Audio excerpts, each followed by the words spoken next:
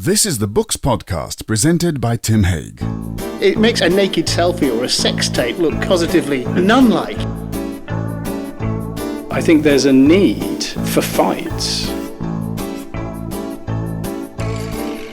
ask you, gentlemen of the jury, is this the kind of book you'd like your wives and servants to read? I think everybody has a little pantheon, actually some people have a large pantheon, of writers who they know they're automatically going to read the next book. And for me, one of those is Toby Litt. And we're with him now in his office at Gordon Square. Toby, hello. Hello. Thank you for having us. That's lovely to hear. Now, I actually haven't read your latest novel, which is Notes for a Young Gentleman. But what I have read is your other new book, which is called Wrestliana. And that's not a novel at all, is it? No, it is sort of my autobiography, but through other people. Well, it's sort of quite a lot of books, isn't it? I mean, typically of Toby Litt, it's not going to be just one kind of book. It's about 5 different books. No, there was a definite stage in writing it where I thought, where will this book be in the bookshop? I need to focus on where it could possibly be to sort of clarify what it is. And I ended up thinking, well, sport memoir, but memoir of someone who didn't really do sport at any kind of level. But I thought it was, and I think it's ended up as sort of non-fiction memoir, something like that. But it helped. That's where it has to be. But it helped to think of it as a sports book, because I wanted, because of the title and Wrestliana and because of the subject, I wanted someone who picked it up in hopes of reading about the sport wouldn't be too cheesed off by the amount of me and my dad and my ancestor that they got. Well, the ancestor's probably the way into the book, into the story of the book. And you had an ancestor called William Litt, who was a wrestler. Now, we're not talking about these chaps on the television. We're talking about Westmoreland and Cumberland, or is it Cumberland? Cumberland, Westmoreland, yeah. Wrestling, yeah. Which is a different animal. So, tell me about that, and how did you come to get that interested in William Litt? So, as it says in the book, I announced to my parents that I wanted to be a writer. After secretly, writing away in my bedroom for several years and then deciding I couldn't work in an office and all those kind of things. Welcome to my office. And at that point, my dad mentioned William Litt because we had a copy of this book in the house that William Litt had written called Henry and Mary. And this was sort of physical evidence that someone in the bloodline, someone in the family had been a writer. It was a long, long way back, for me anyway. It's great-great-great-grandfather. And I wasn't hugely interested in history at that point, or family history. But we didn't have Wrestliana. We didn't have the wrestling book. He wrote 2 books. He wrote 2 books. And the other one was more significant in a lot of Much ways. more significant. And was also called, like yours, Wrestliana, because in fact, it's a sort of ancestral thing. It's like a family name you've borrowed. Yeah. And I have to say, that did strike me, because I thought, when I first heard the name, I thought it's an odd sort of a name for a book, and not a desperately good title. Well, no, I think I could have gone for like Wrestling with the Past or something like that, which would Also have been not a good title. But it one of the things about the title is that it's accepting that I'm following in his footsteps, and the other is that it's a bit of it's a word you have to wrestle with to say, and it's Googleable as only us.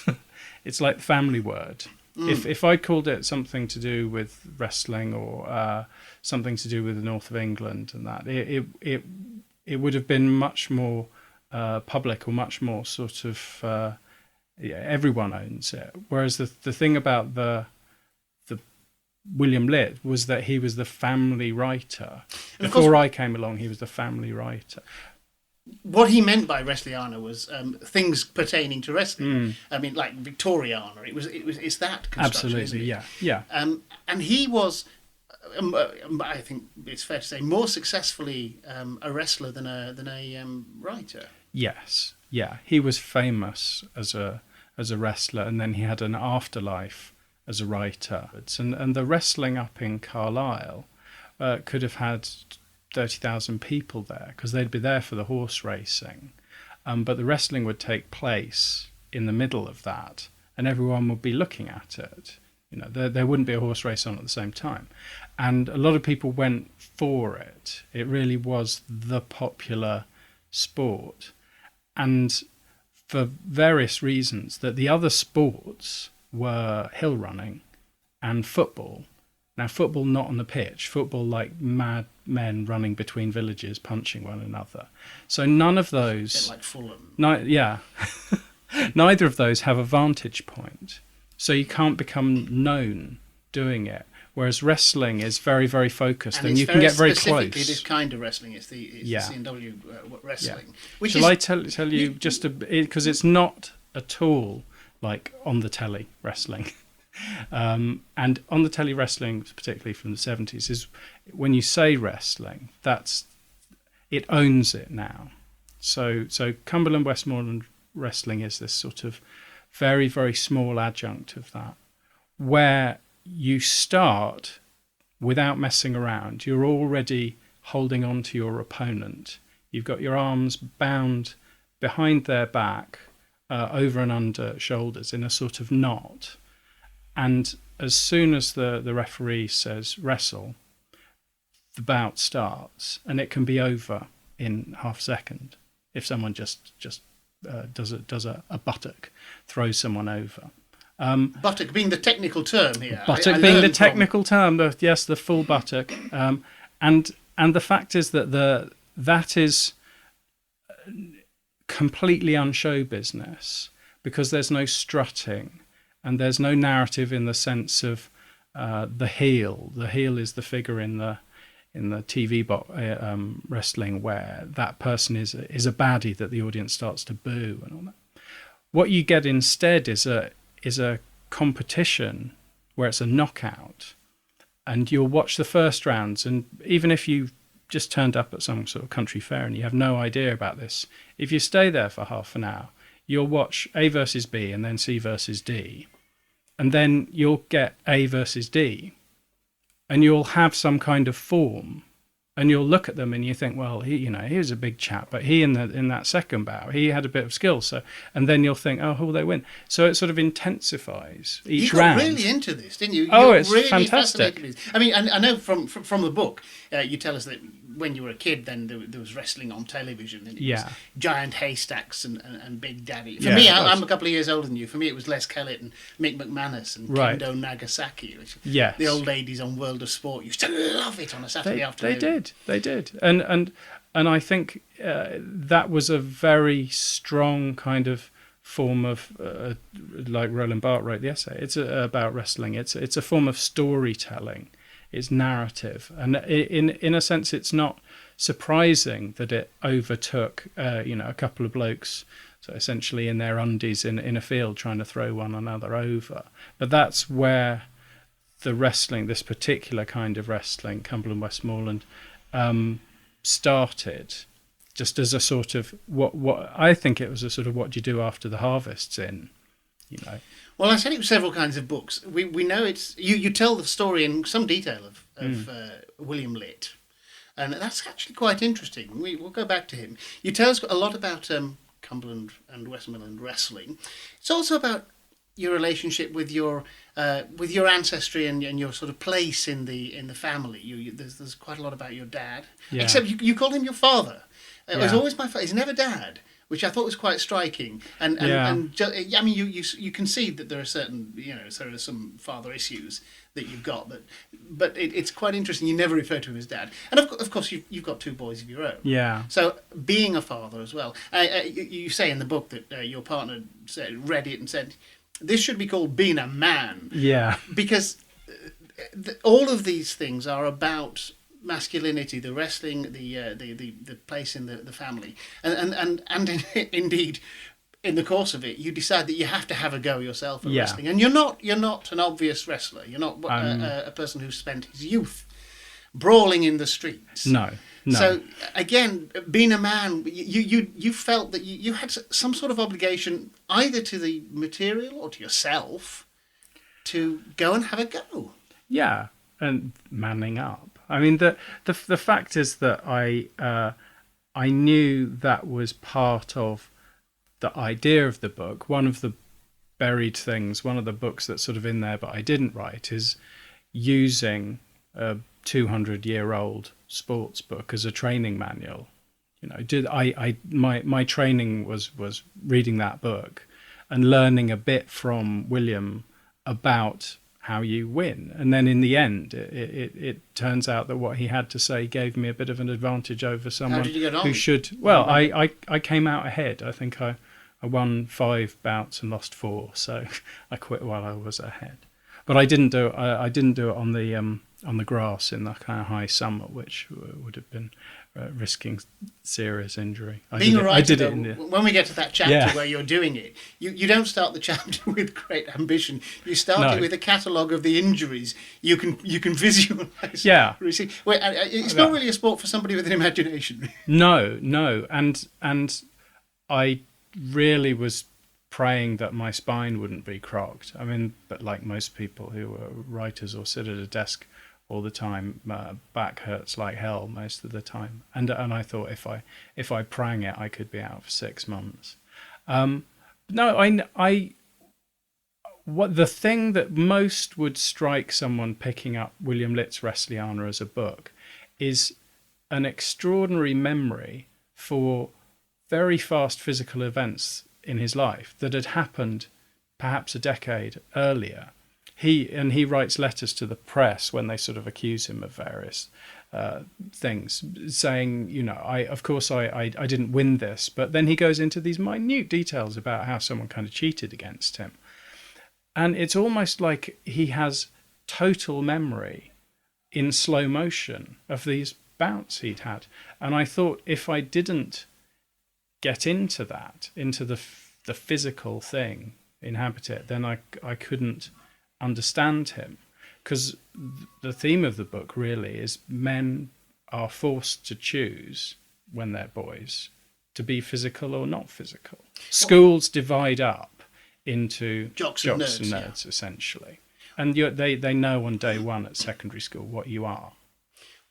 One of the ways that you explore this is that in some ways you almost present William Litt as the ideal man, because he was a writer and did some other thing, mostly failed in business, but and an athlete, and that's something that you're striving for. That's something you're reaching for, isn't it? The ideal man. Well, yes, I think that's how he figured to his contemporaries, and that the most sort of touching obituary for him. There's an introduction to one of his books, and he's described as an anomaly of nature because he was a wonderful reader of poetry aloud. He was a poet. He took part in literary society, but he might have strolled down from dumping 4 farm workers on their arse up in the Cleaton Moor, where he was unbeaten for 10 years. So he could move between worlds,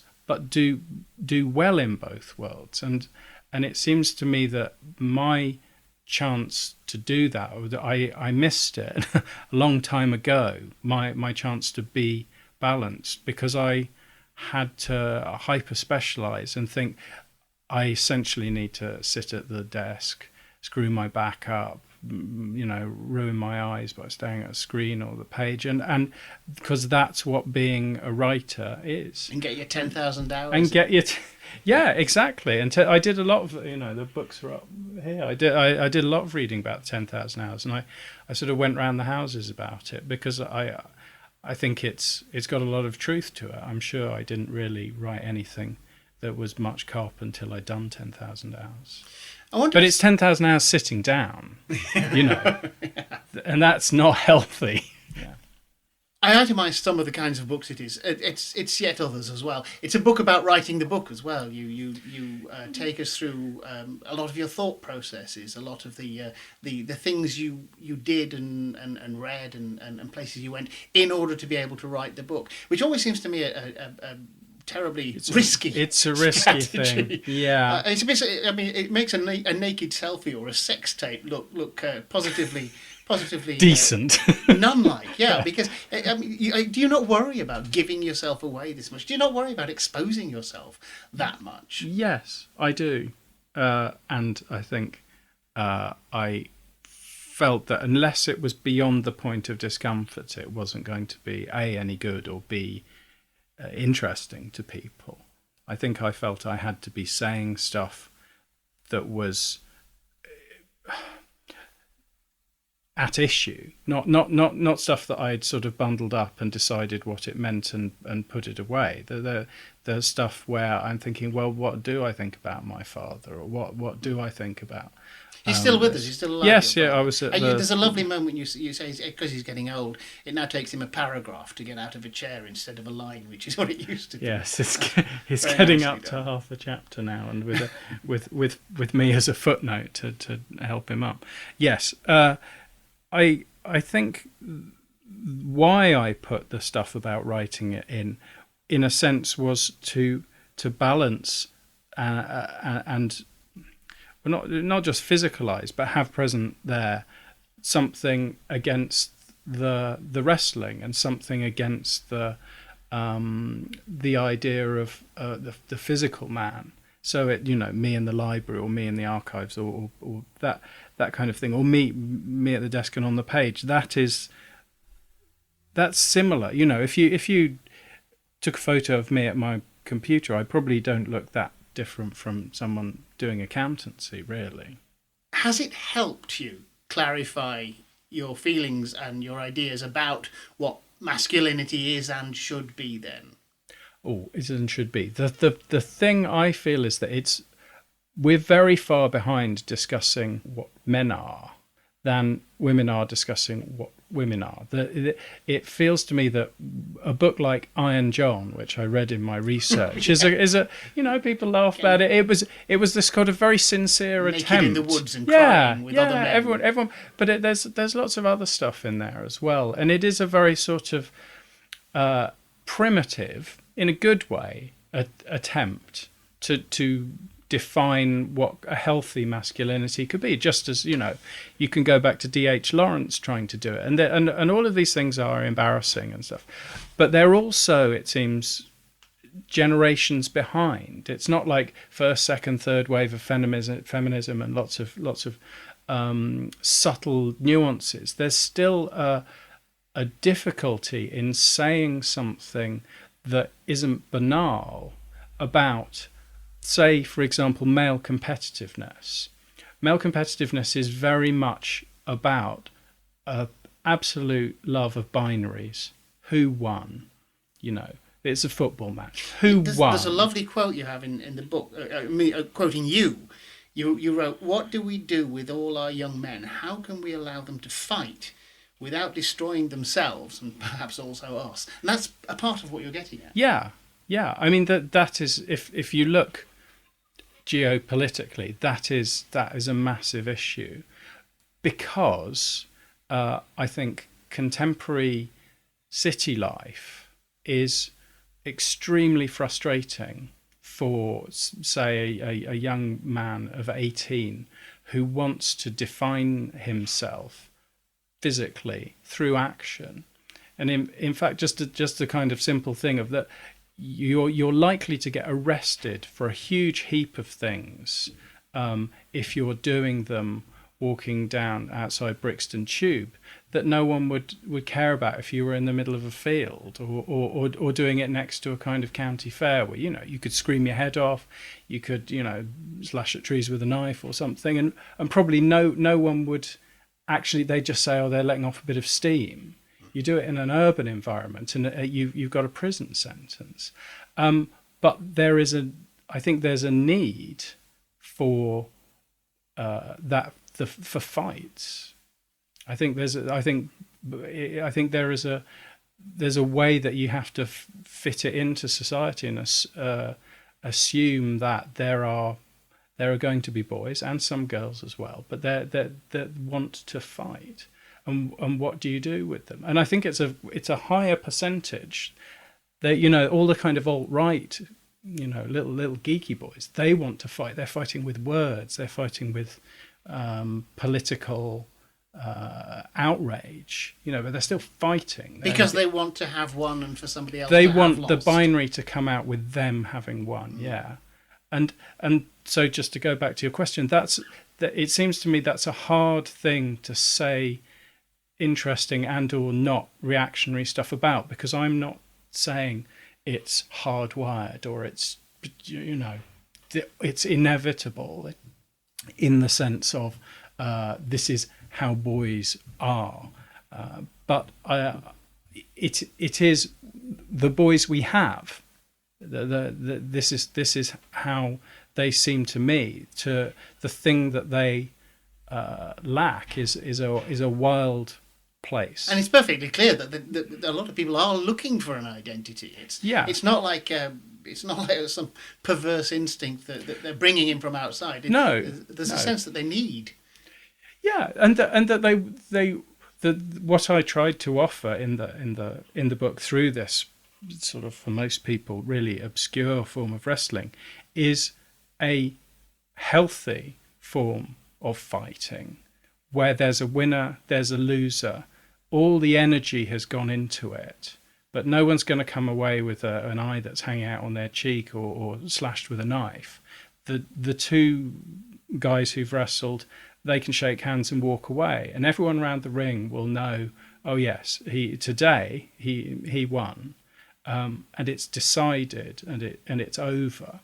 If it has to go underground and go into denying this or it not happening, then I think you will get violence that's much worse and is taken out on other people. It's taken out on women. It's taken out on children. Toby, Wrestliana is a really engaging book. It's published by Galley Beggar, and it's I'm going to say £10, but I think you're going to correct me and say it's $9.99. Even more of a bargain. Yes, and if I could make it $9.98, I would. Toby Litt, thank you very much. Thank you. That was the Books Podcast with Tim Haig. The Books Podcast is produced by Green Shoot. You can find out more at www.green-shoot.com, and Tim can be contacted on tim@green-shoot.com.